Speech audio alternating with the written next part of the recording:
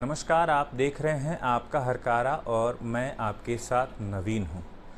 हम जहाँ बैठे हैं वह परम पावन पुण्य भूमि बिहार है और बिहार में भारत सरकार के द्वारा 2 केंद्रीय विश्वविद्यालय संचालित हैं, जिसमें एक दक्षिण बिहार केंद्रीय विश्वविद्यालय गया में है और दूसरा केंद्रीय विश्वविद्यालय महात्मा गांधी केंद्रीय विश्वविद्यालय है जो मोतिहारी में है।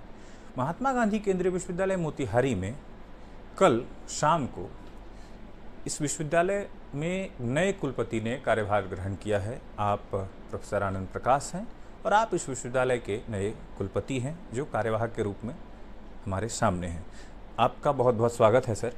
धन्यवाद सर, मेरा पहला सवाल ये है कि आप का जो एजुकेशनल बैकग्राउंड क्या रहा और थोड़ा पर्सनल बैकग्राउंड के बारे में सर आप बताएं। देखिए, मैं उत्तर प्रदेश के एक ज़िले गोंडा से आता हूँ। वहीं से मेरी सारी पढ़ाई हुई। मैं हाई स्कूल तक वहीं पे एक फ़ातिमा इंटर कॉलेज है वहाँ से पढ़ा। उसके बाद कुछ दिनों के लिए मैं फैज़ाबाद, जो वर्तमान में अयोध्या है, वहाँ के केंद्रीय विद्यालय से 12th तक पढ़ा और उसके बाद वापस मैं गोंडा जाकर फिर से मेरी ग्रेजुएशन हुई। वहाँ पे लाल बहादुर शास्त्री डिग्री कॉलेज थी, वहाँ से मैंने बीएससी की और उसके बाद पुनः मैं अयोध्या लौटता हूँ। वहाँ पे अवध विश्वविद्यालय से मैं एमएससी बायोकेमिस्ट्री करने के साथ साथ जब मैं नेट जेआरएफ क्वालिफाई करके और लखनऊ जाकर एक सीएसआईआर लैब में, जिसका नाम वर्तमान में Indian institute of toxicology research है, वहाँ मैंने इम्यूनोबायोलॉजी में रिसर्च की और उसके उपरांत कुछ दिन के लिए लगभग 2 साल मैंने अवध विश्वविद्यालय में असिस्टेंट प्रोफेसर की तरह काम किया और उसके उपरांत कुछ दिन Sanjay Gandhi post graduate institute Lucknow में कुछ रिसर्च का काम करते हुए आगे का रिसर्च करने के लिए मैं 2004 में यूएसए चला गया। वहाँ पे यूनिवर्सिटी ऑफ इलिनॉय में डिपार्टमेंट ऑफ साइकेट्री में मैंने लगभग 3.25 साल वहाँ पे पोस्ट डॉक्टरल फेलोशिप के लिए काम किया और उसके बाद वहाँ से एक दूसरे विश्वविद्यालय में यूएस में ही, जो कि क्रीटन यूनिवर्सिटी है, ओमाहा में है, ये नेब्रास्का जो स्टेट है वहाँ का, और उसमें मैंने डिपार्टमेंट ऑफ फार्माकोलॉजी में न्यूरोबायोलॉजी पे काम करना शुरू किया और उसी दौरान वहाँ काम करते हुए 2009 में मार्च में मुझे भारत आने का सौभाग्य मिला और बाबा साहब भीमराव अंबेडकर यूनिवर्सिटी लखनऊ के बायोटेक्नोलॉजी विभाग में मेरा असिस्टेंट प्रोफेसर के पद पर नियुक्ति हुई। वहाँ पे 2009 से लेके 2017 तक, जब मैं यहाँ पे ज्वाइन किया 2017 अगस्त में, तब तक मैं BBAU में रहा और 2017 में यहाँ पे डिपार्टमेंट ऑफ बायोटेक्नोलॉजी में प्रोफेसर के पद पे आसीन हुआ और साथ ही साथ dean school of life sciences का पदभार ग्रहण किया और उसके बाद हेड भी रहा मैं। शुरू में मैं डिपार्टमेंट ऑफ बायोटेक्नोलॉजी और बॉटनी दोनों का ही हेड था और साथ साथ क्योंकि यहाँ पे ज़्यादा प्रोफेसर्स नहीं थे, मैं प्रोफेसर था, एक और प्रोफेसर थे, प्रोफेसर प्रधान, उनके छोड़ने के बाद मैं यहाँ सीनियर मोस्ट प्रोफेसर हो गया और कई सारे पदभार संभाले। उसमें यहाँ के जो रजिस्ट्रार को OSD एडमिनिस्ट्रेशन कहते हैं उसके पदभार में रहा, OSD फाइनेंस के पदभार पे रहा, प्रोवोस्ट रहा, DHW वर्तमान में अभी किसी को पद दूंगा, लेकिन अभी मैं DHW का पद मेरे ही पास था कुलपति बनने से पहले। तो बहुत सारे पदों पे रहा और पिछले 5 साल में मैंने इस विश्वविद्यालय में कई सारी घटनाएं होते हुए देखी हैं। चलिए ठीक है सर, उस पर आगे बात करेंगे। सर, अकादमिक जगत में जाने का मतलब रुझान कब आया आपको? ऐसा कब लगा कि मैं टीचर या प्रोफेसर बनता हूँ या फिर मैं इसमें आगे बढ़ता हूँ? ये आपको किसी से प्रेरणा मिली या फिर ये कब आपने सोचा कि मुझे टीचर या प्रोफेसर बनना है सर? असल में मैं एक व्यावसायिक बैकग्राउंड से आता हूँ। मेरे फादर जो है वो व्यापार करते थे, लेकिन हमारी फैमिली शुरू से ही पढ़ी लिखी रही। मेरे फादर भी वैद्य थे, लेकिन मेरी माता जी का हमेशा ही रहा कि मैं पढ़ लिख कर कुछ करूं, तो उन्हीं की प्रेरणा थी नहीं तो मैं आज शायद कोई बिजनेस कर रहा होता। यदि पिताजी तो वो चाहते थे कि मैं स्वयं अपना काम करूं। तो ये माता जी के आशीर्वाद और प्रेरणा का ही वो है कि उन्होंने कहा कि कुछ करना है पढ़ाई लिखाई में। और बाकी मेरे जो स्कूल के टीचर्स थे वो ज़रूर प्रेरणा के स्रोत थे, और कुछ मित्र भी थे, क्योंकि मैं पढ़ाई छोड़ चुका था बीच में। लेकिन उन्हीं की प्रेरणा से कि आप अच्छे थे पढ़ने में तो आपको कुछ करना चाहिए, तो उन्हीं मित्रों और माता जी के आशीर्वाद से मैं आज जो कुछ हूँ उन्हीं की वजह से हूँ, और वहीं से मुझे प्रेरणा मिली थी। सामान्यतः यह कहा जाता है कि माएँ जो होती हैं वह शिवाजी को गढ़ती हैं, वो जीजाबाई होती है। तो यहाँ यह उदाहरण भी हमें देखने को मिल रहा है कि प्रोफेसर आनंद प्रकाश सर आज हमारे विश्वविद्यालय के कुलपति हैं, तो इस अकादमिक जगत में आने का श्रेय वो अपनी माता जी को दे रहे हैं। माँ से सर सामान्यतः सबका लगाव होता है, लेकिन एक चीज़ जो सर जब अकादमिक जगत में आते हैं तो फिर बच्चों का वो टर्न आता है। तो अपने बच्चों से क्या चीज़ें ऐसी हैं सर जो आप मतलब विद्यार्थियों से इंटरेक्ट करते हुए ये पाते हैं कि उनके साथ और अच्छा क्या होना चाहिए? देखिए, विद्यार्थी जीवन मेरा भी बड़ा लंबा रहा है, और विद्यार्थी जीवन में मैंने भी कई संघर्ष किए हैं विद्यार्थियों के अधिकारों के लिए। कई बार ऐसा हुआ, मैं भी कई बार वाइस चांसलर से अपने छात्रों के साथ अपने छात्र जीवन में मिलता रहा, डायरेक्टर्स जिन इंस्टीट्यूट में रहा उनसे भी मिलता रहा, कि जो जो समस्याएं थीं उनके सामने रखता था। तो मुझे लगता है मैं ऐसे बैकग्राउंड से आता हूँ। गोंडा एक पिछड़ा ज़िला ही है, वहाँ पे भी शिक्षा की समस्याएं रहती ही थीं। तो मैं देखिए, गरीब छात्रों के साथ साथ जो हमारे अन्य पिछड़े वर्ग से छात्र आते हैं, हमारे SC ST से छात्र आते हैं, और अभी जो हमारे EWS श्रेणी के छात्र भी आ रहे हैं, मैं उनके समस्याओं से चिरपरिचित हूँ। और चूँकि मैं प्रोवोस्ट भी रहा, DHW भी रहा इस विश्वविद्यालय में, तो छात्रों से मेरा सीधा संपर्क रहा, और मुझे लगता है कि वो सीधे ही कभी भी बिना किसी संकोच के मेरे पास चले आते थे, और उनकी समस्याओं को मैं सीधे उस समय के वाइस चांसलर जो भी थे उनके पास लेके रखता था, और कोशिश करता था कि उनका समाधान बहुत जल्द से जल्द हो। और कई बार ऐसा हुआ, कई बार कुछ एकेडमिक समस्याएं थीं, या जो वाइस चांसलर्स थे या कोई ऐसे नियम थे जिनकी वजह से कुछ समस्याओं का समाधान नहीं हो पाया, लेकिन ज़्यादातर समस्याओं का DHW रहते हुए मैंने उनका निराकरण करवाया है। तो मुझे लगता है कि मैं चिरपरिचित हूँ, और अपने विश्वविद्यालय के कुछ नए छात्र होंगे, लेकिन पुराने छात्र मुझे ज़्यादातर अच्छे से जानते हैं। और अभी भी मुझे लगता है कि वो दूरी, कभी ऐसी दूरी नहीं होगी मेरे वाइस चांसलर बन जाने पे। अभी भी वो निसंकोच अपनी समस्याएं मेरे पास लेकर आ सकते हैं, और मुझे लगता है कि अब ऐसे पद पे हूँ कि मैं उनकी समस्याओं का और जल्दी से निराकरण कर सकता हूँ, जो नियमानुसार होंगे और मेरी पावर्स में होंगे। क्योंकि अभी जो भी पद है मेरे पास वो एक प्रभारी कुलपति का है। तो इस अपने पावर्स में, अपने दायरे में रह के जो भी कर पाऊँगा मैं करूँगा ज़रूर। और छात्र मुझसे कहें ना कहें, मैं 4 सालों में, 5 सालों में, जब अपने कार्यकाल में मैं जानता हूँ कि उनकी क्या समस्याएं हैं, और उस पर काम भी शुरू हो गया है।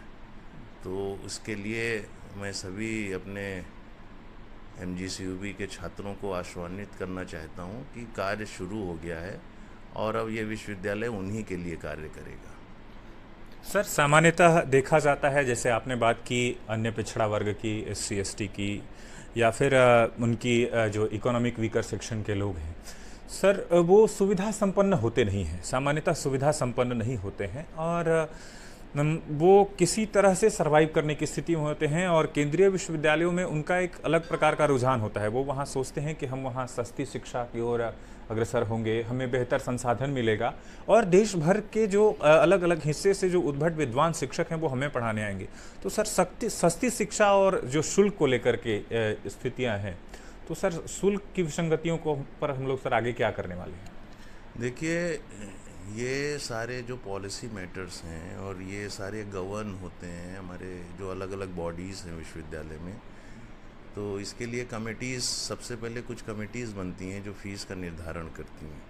तो फ़ीस का निर्धारण वो जब एक बार सभी से बैठ के बातचीत करके फिर वो आगे प्रस्तुत करते हैं, अब अलग अलग बॉडीज़ में, एकेडमिक काउंसिल में जाता है, फिर वाइस चांसलर उसको लेके जाते हैं एग्जीक्यूटिव काउंसिल में, और फिर वो संस्तुति के लिए एफसी में पुनः रखा जाता है, और उसकी संस्तुति के बाद फिर से ईसी उसको अप्रूव करती है। तो ये सारा एक मल्टी स्टेप प्रोसेस है और लॉन्ग टाइम प्रोसेस है। और दूसरी चीज़ मैं ये भी बता दूं कि विश्वविद्यालय बाध्य है, एक ट्राईपार्टाइट एग्रीमेंट होता है यूजीसी, एमएचआरडी और विश्वविद्यालय के बीच में।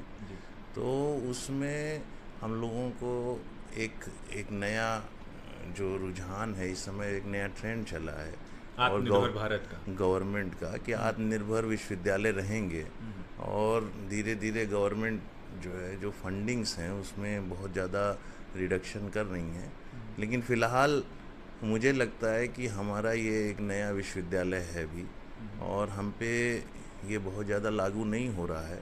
तो कोशिश यही होगी कि ये जो क्षेत्र है इसके हिसाब से फीस अपने छात्रों को देखते हुए उनका पुनः निर्धारण हो।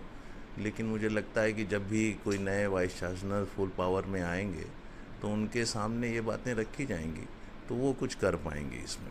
फ़िलहाल छोटी मोटी जो प्रॉब्लम्स हैं फीस से रिलेटेड, कुछ तो हम लोगों ने कम कराई थी। कोविड काल में भी कुछ समस्याएं आई थी कि लैब नहीं हुआ, बच्चों के जो मेडिकल इंश्योरेंस होता है वो नहीं टाइम पे हो पाता है। तो ये जो समस्याएं हैं, जो ज्वलंत हैं, जो छात्रों के हित के लिए हैं, तो ये इनको देखा जाएगा। जैसे हॉस्टल है, बॉयज़ हॉस्टल हमारे पास नहीं है, तो इस पे मैं कुछ निर्णय लेने वाला हूँ। तो उसके लिए मैं अपने प्रोवोस्ट से और जो हमारी और टीम्स हैं विश्वविद्यालय के, स्टेट ऑफिसर हैं और रजिस्ट्रार साहब हैं, उनसे बात करेंगे कि एक बॉयज़ हॉस्टल हो, क्योंकि मुझे लगता है कि गर्ल्स हॉस्टल है वो भी अभी उसमें सीमित कमरे हैं।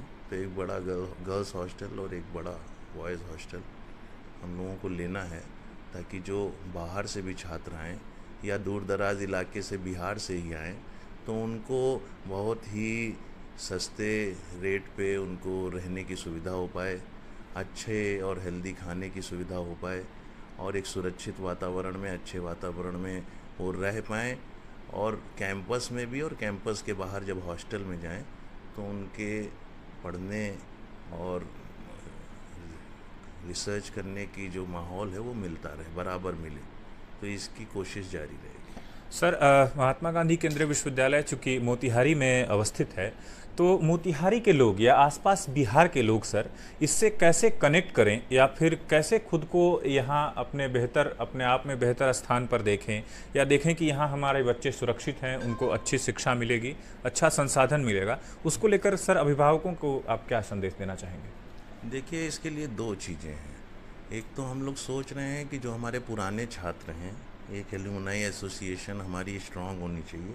दूसरी जो उनके पेरेंट्स हैं, अभिभावक हैं, उनसे भी हमारे एक स्ट्रांग एसोसिएशन होना चाहिए। उसके लिए हम पुनः विचार करेंगे कि ये डिपार्टमेंटल लेवल पे हो या स्कूल लेवल पे हो या यूनिवर्सिटी लेवल पे हो। लेकिन मैं कोशिश करूँगा कि ज़्यादा अच्छा हो पाएगा यदि डिपार्टमेंटल लेवल पे अभिभावक और वहाँ के जो टीचर्स हैं और छात्र हैं कभी एक आध बार साल में या 6 महीने में एक बार बैठें और एक दूसरे से बात करें, और जो भी कमियां हैं एक दूसरे से साझा करें और उसके सॉल्यूशंस की भी बात करें।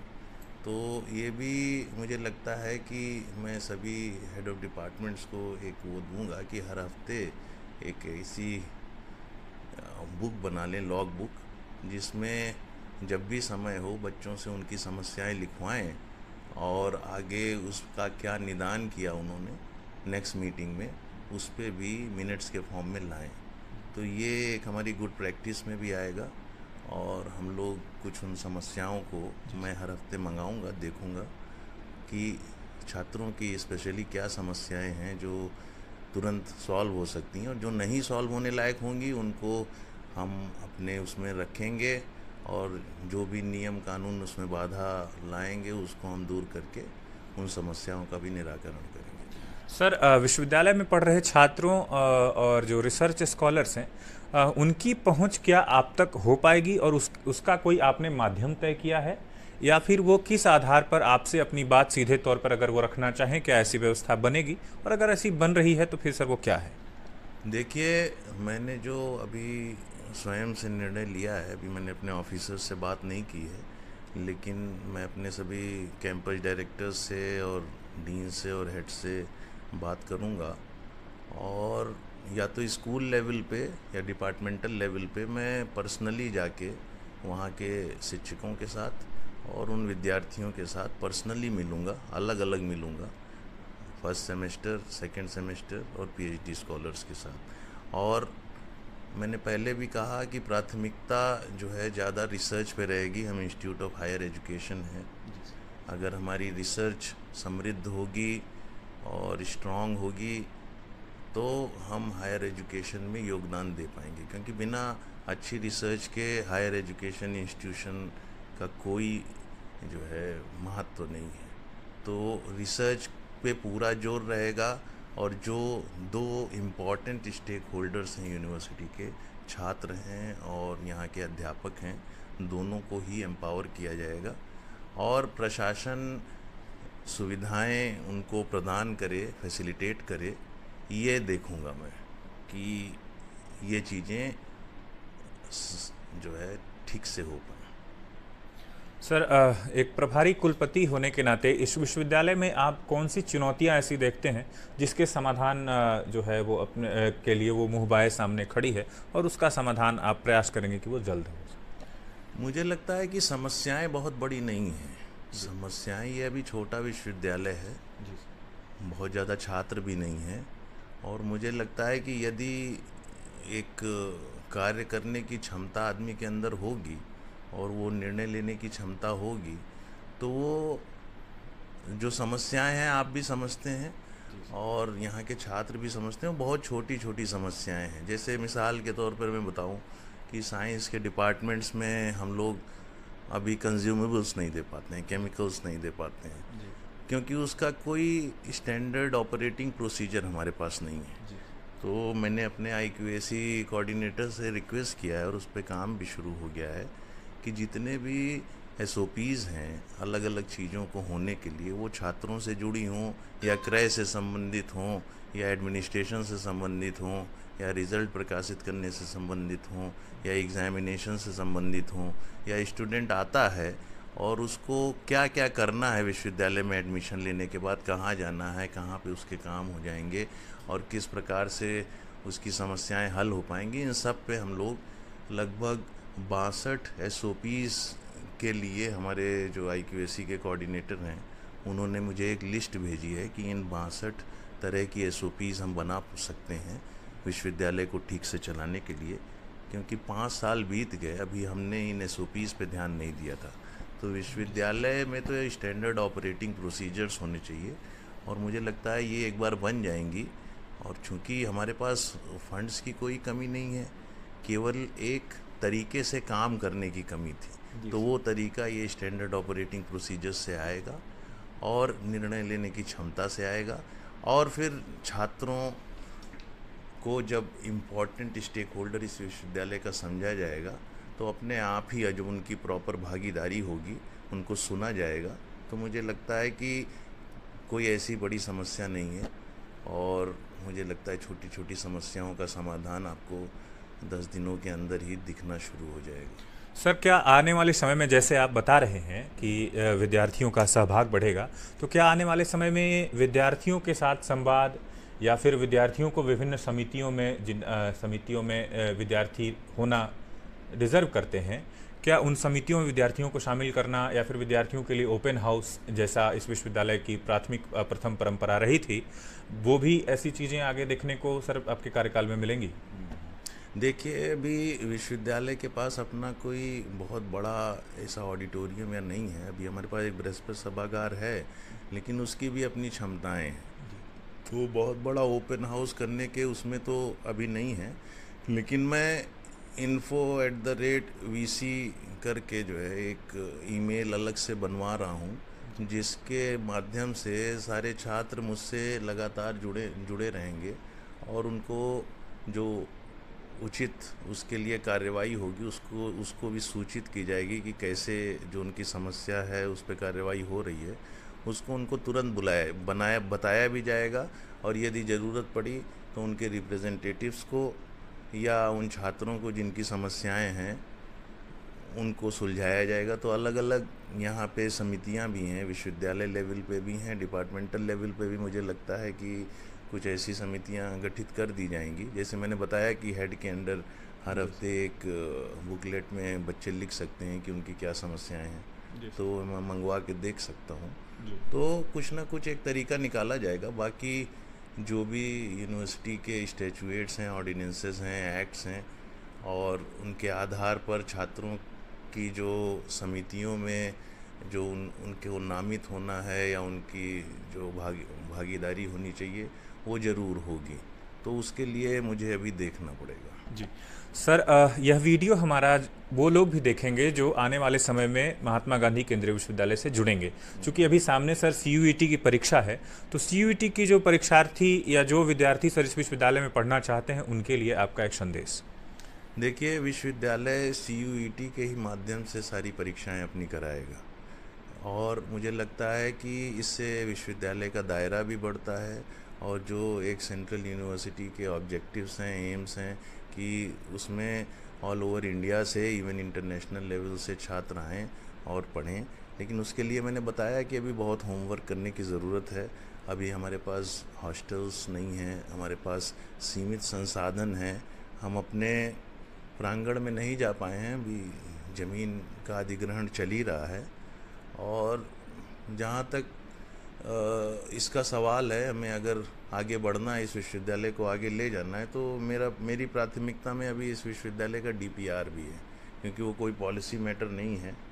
और ज़मीन का अधिग्रहण मैंने स्टेट ऑफिसर से बात की है, चल रही है।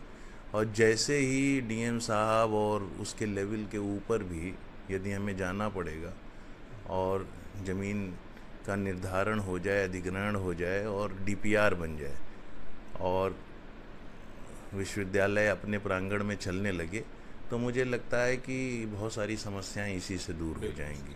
तो मैं CUET तो आप कह ही रहे हो, मैं उसके आगे की भी सोच रहा हूँ कि CUET से बहुत सारे छात्र आएँ, लेकिन वो छात्र आएँ तो उनको माकूल सुविधाएं यहाँ पे प्राप्त हों, तो वो एम्बेरेसिंग सिचुएशन वाइस चांसलर के लिए, टीचर्स के लिए भी ना हो कि हमारे पास सुविधाएं ही नहीं हैं। तो हम अपने विश्वविद्यालय को और सेंट्रल यूनिवर्सिटीज़ के एट पार ले जाने की कोशिश करेंगे। आपका हरकारा देख रहे थे और हमारे साथ महात्मा गांधी केंद्रीय विश्वविद्यालय के प्रभारी कुलपति प्रोफेसर आनंद प्रकाश सर थे। और आपका हरकारा की ओर से आनंद प्रकाश सर को बहुत बहुत बधाई और हार्दिक शुभकामनाएं कि बेहतर तरीके से आगे आने वाले भविष्य में छात्रों के हित में, प्रशासन के हित में और एक बेहतर माहौल मोतिहारी जैसे पिछड़े क्षेत्र में बने। इन्हीं शुभकामनाओं के साथ आप हमारा यह कार्यक्रम आपका हरकारा पर देख रहे थे। अगर आप हमारा यह कार्यक्रम YouTube पर देख रहे हैं तो हमारे चैनल को सब्सक्राइब करें, Facebook पर देख रहे हैं तो पेज को लाइक करें। धन्यवाद।